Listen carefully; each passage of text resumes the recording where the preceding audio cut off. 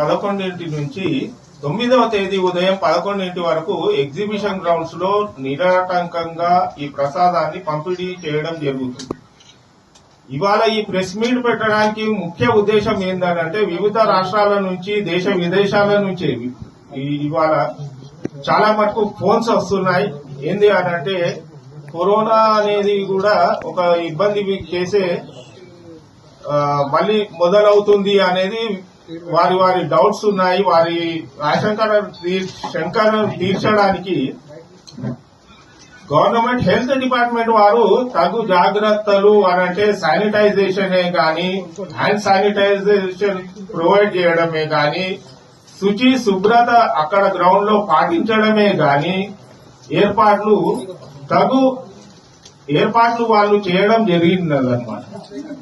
రెండవది 8వ తేదీ ఉదయం ఎవరైతే చాప ప్రసాదాన్ని తీసుకున్న దాని తర్వాత 45 రోజులు పథ్యం అనేది ఉంటుంది. ఆ పథ్యంలో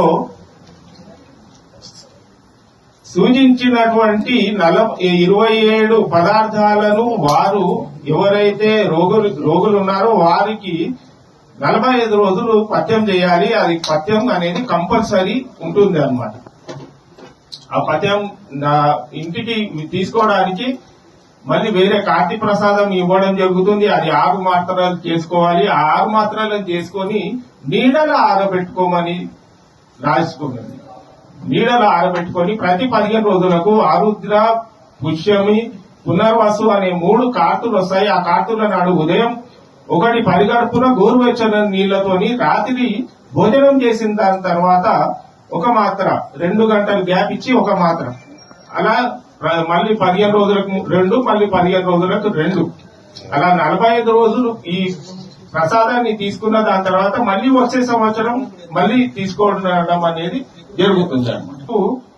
అక్కడ ఎగ్జిబిషన్ గ్రౌండ్ లో ఫుడ్, వాటర్ ఇవన్నీ మళ్ళీ చిన్న బ్రేక్ఫాస్ట్ అవన్నీ సప్లై చేయడం బద్రీ విశాల్ పన్నాగాల్ పితివారు, అగర్వాల్ సేవా సమాజ్ ఇంకా 2-3 ఎన్జిఓస్ ఉన్నారు. వారి అందిస్తున్నారన్నమాట భోజన సదుపాయాలు. అయితే మనతో పాటు కైలాష్ కేడియా గారు ఉన్నారు. వారు గత సంవత్సరం ఏదైతే 45 రూపాయలు 50 రూపాయలు ఏదైతే గవర్నమెంట్ ఫిషరీస్ డిపార్ట్మెంట్ వాళ్ళు చేప పిల్లల కోసమే అది మేము ఛార్జ్ చేయమన్నమాట. అది ఫిషరీస్ డిపార్ట్మెంట్ వాళ్ళకి వాళ్ళు ఏదైతే ప్రొక్యూర్ చేస్తారు కదా ఫిష్లింగ్స్ ని వాళ్లకు అది చెందుతుంది. అది మాకు కాదు. ఈ సంవత్సరం కూడా ఏదైనా ఇంకా ఫర్దర్ ఇన్ఫర్మేషన్ అయితే లేకపోవచ్చు. భవిష్యత్ జరుగుతానే అంటే ఫ్రీ సప్లై అనేది కూడా జరగబోవచ్చు అనమాట. అదైతే ఇన్ఫర్మేషన్ లేదు. కానీ ఈ సంవత్సరం కూడా కొంచెం ఇద్దామని చెప్పి ఫిషరీస్ డిపార్ట్మెంట్ వాళ్ళు